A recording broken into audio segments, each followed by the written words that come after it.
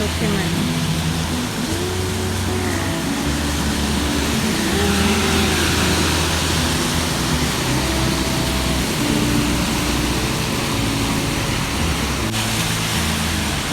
หลังจากเรามาฮอดท้องกลางเนาะ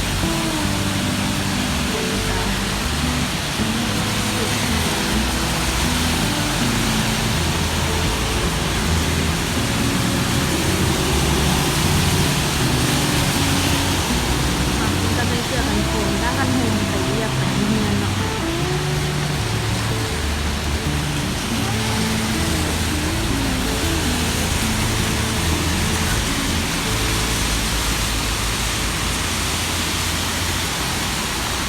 ที่งานก็จะเป็นเฮือน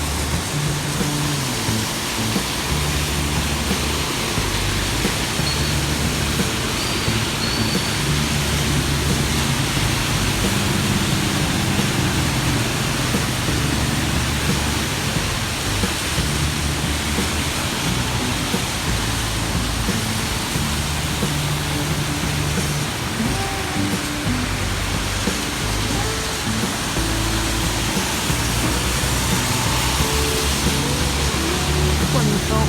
แล้วก็ต้องจะพากันเอารถใหญ่ออกรถจะติดมันคือเดี๋ยวฝนตกนี่รถจะติดแห้งโอ้ติดมันจะจริงๆขนาดว่านิ่งสีโบเมนทางใหญ่แล้วถ้ามันออกไปทางเส้นใหญ่เส้นหลักอันแห้งติดแห้งคือที่ฮอดของการถ้าออกไปซ่านี่ก็คือไปสวยเลย